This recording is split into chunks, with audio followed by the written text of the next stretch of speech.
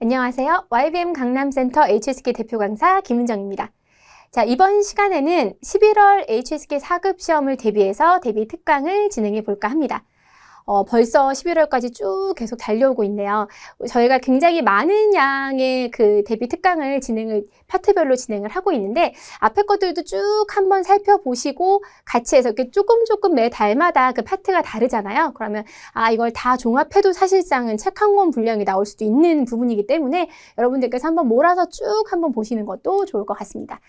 자, 똑같습니다. 핵심 포인트 머릿속에 집어 넣으시고요. 출제되는 형식 실전 문제 보면서 쓰기 2파트 4급 진행을 해볼 겁니다. 작문을 하는데 쉽지는 않죠. 아무래도 제시되어 있는 단어가 있다고 해도 배열하기도 사실 쉽지 않은데 이걸 가지고 작문까지 해야 한다는 것은, 그래서 기본 패턴이나 이런 것들을 알고 있어야 한다는 것이 굉장히 중요하다고 그래서 제가 지금 품사별로 하나씩 설명을 드리고 있어요. 그래서 오늘 같은 경우에는 명사예요. 제가 동사나 형용사는 어떻게 활용을 해야 되는지를 앞서 대비 특강에서 설명을 드렸다면, 이제 명사에 대해서 한번 잡아보는 거예요. 명사의 경우에는 어떻게 문장을 만들면 좋을까? 사실 명사도 출제 비중이 굉장히 높은 품사이기 때문에 우리가 정확하게 명사가 나왔을 경우에는 어떻게 써야 하는지를 살펴보도록 합니다. 주어와 목적어로 만드셔야 돼요. 예를 들어서 케이크이라는 명사가 있어요. 땅꺼 케이크 같은 경우에는 이 케이크는 주어로 삼는 거죠. 맛있어? 이렇게 하면 되잖아요.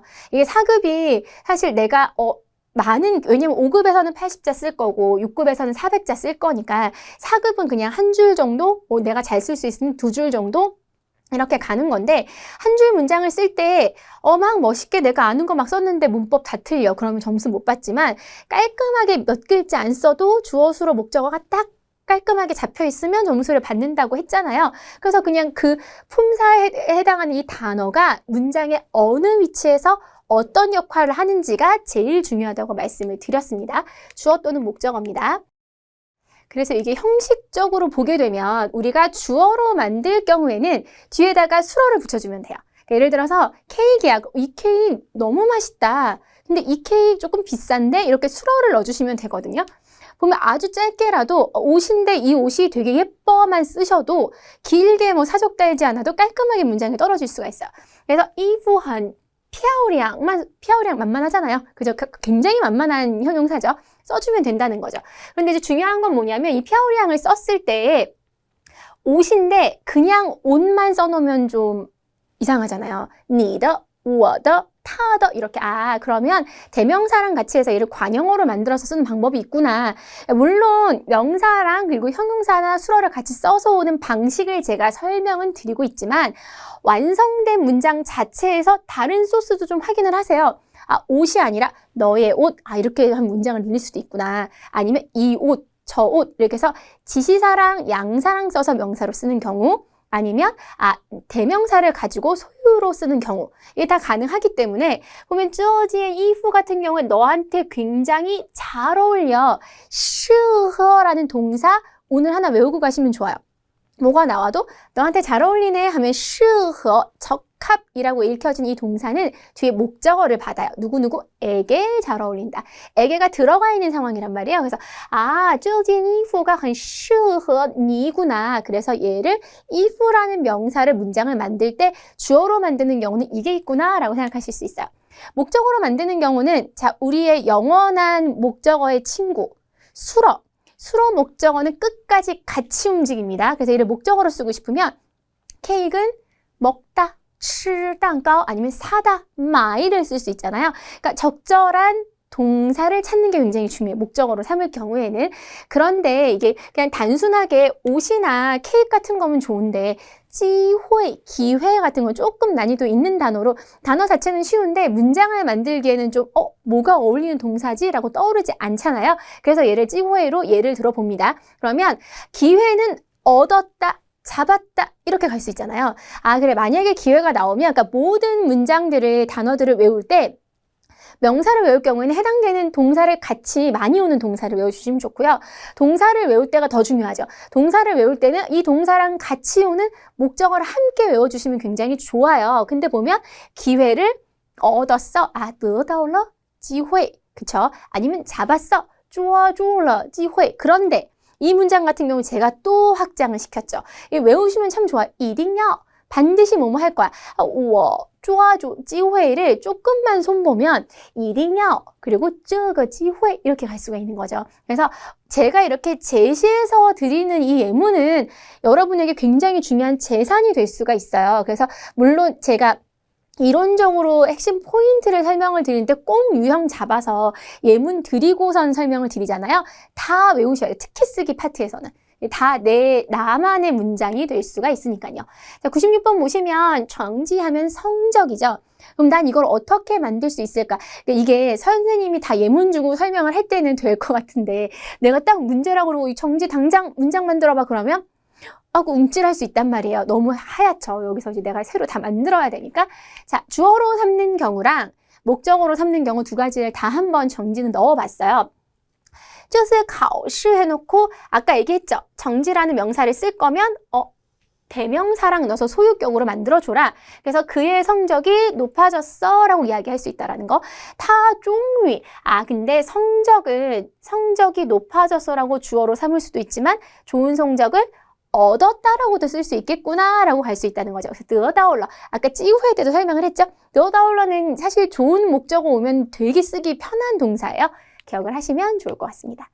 그래서 보시면 정지 같은 경우에는 디가오도 있을 수 있지만 시아지앙도 있을 수 있고요.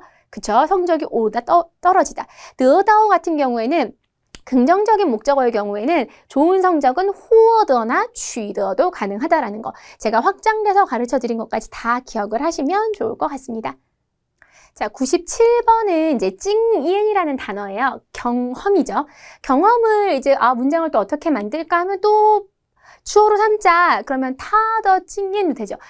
진짜로 대명사랑 그 더 관용 하나 기억해 두니까 되게 편하다라고 할 수가 있어요. 근데 그냥 경험이 아니라 업무 경험, 이랬던 경험이. 근데 경험은 보통 펑푸랑 같이 와요.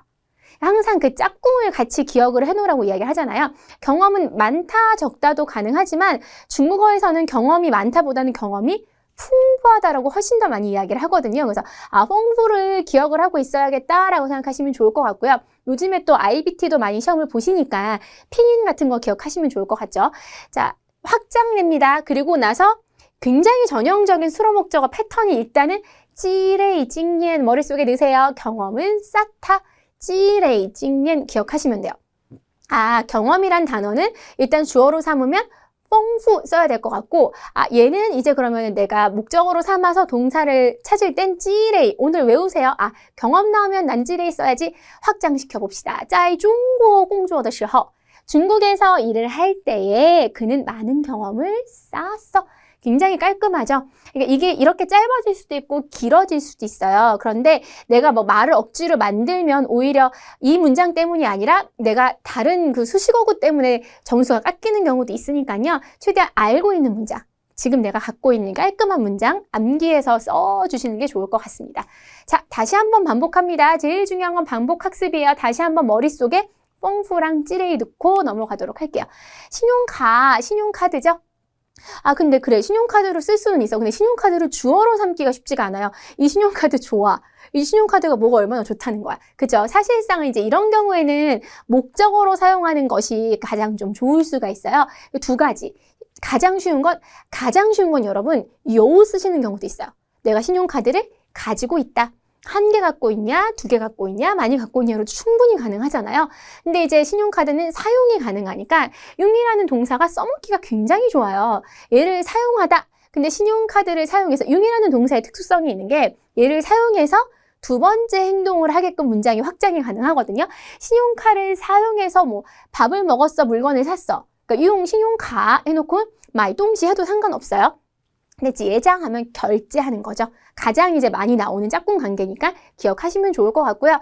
그 신용카에 가장 적합한 동사는 슈아예요. 긁는 거. 그래서 슈아 신용카.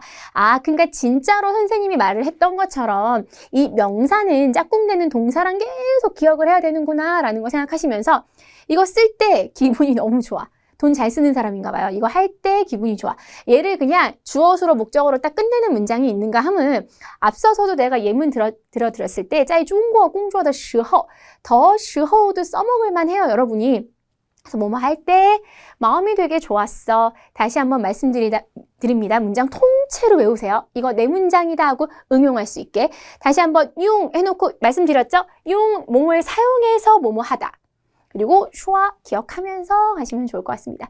마지막 명사 볼게요. 라지 하면 쓰레기죠. 그러니까 이거는 동작과 같이 수반돼서 올 수 있는 명사죠. 쓰레기는 버릴 수도 있고 주울 수도 있는 거죠. 그럼 이걸 사용을 할 때 보시면 일단은 문장은 적어놔야 돼요. 렁 버리다 던지다, 지엔 줍다. 라지가 있을 때 그러니까 이게 이렇게 길게 만들 자신이 없으면 그냥 그 사람이 쓰레기 버리는 걸 내가 봤어 라고 쓸 수도 있고요. 내가 쓰레기를 주웠어 라고 쓰기만 해도 점수 받아요. 그러니까 특별히 상관이 없단 말이에요. 그래서 가장 기본적으로 여러분이 문장 전체를 막 기억하려다기보다는 포인트 설명드렸잖아요. 목적어인 경우에는 수러. 그래서 쓰레기는 버리다. 근데 조금 더 확장시키면 함부로 버리다. 뭐야, 루안랑라지만 써도 돼요. 그죠? 근데 조금 더 나는 멋있는 문장 쓰고 싶어. 我们要保护环境. 사실 마오후도 따로 나올 수 있고요. 환진도 따로 나올 수 있어요. 그쵸? 그럼 배제 못하죠. 오늘 설명하는 게 라지이긴 하지만 환경보호를 해야 돼. 그래서 함부로 버리지 마세요. 라고 쓸 수 있어요. 근데 이제 나는 괜찮은 학생이에요. 이거 이제 주우면 돼. 그래서 那些学生在大街上 하고 나오잖아요. 이 장소까지 추가해서 주었다 라고 보시면 되죠. 그러면 일단은 쓰레기의 경우는 렁을 쓸 수 있거나 지엔을 쓸 수 있거나 할 수 있겠다라고 하는 거예요. 오늘 명사 굉장히 중요한 거 배웠습니다, 여러분. 명사 같은 경우에는 주어로 삼는 경우 그리고 목적어로 삼는 경우. 근데 주어로 삼는 경우는 기본적인 그런 명사들일 경우고 일반적으로는 수로 목적어로 사용을 해야 4급 어려운 거 5급까지 확장이 되니까 평상시에 단어 외우실 때에 해당되는 문장을 보면서 그래서 제가 예문 많이 드리잖아요. 거기에 문장에서의 수로 목적어 같이 외우시고 또 오늘 많이 드렸던 이 샘플 예문들에서 내가 취해야 할 것들, 슈호라던가 아니면 뭐 환경보호라던가 이런 단어들 몇 개 중요한 표현들 있죠? 같이 숙제해놓고 기억해 놓으시면 진짜로 유용하게 사용하실 수 있을 것입니다. 그러면 오늘 배웠던 내용을 통해서 여러분들 좋은 성적 거두시길 바라면서요. 이 수업 여기서 마무리 짓도록 할게요.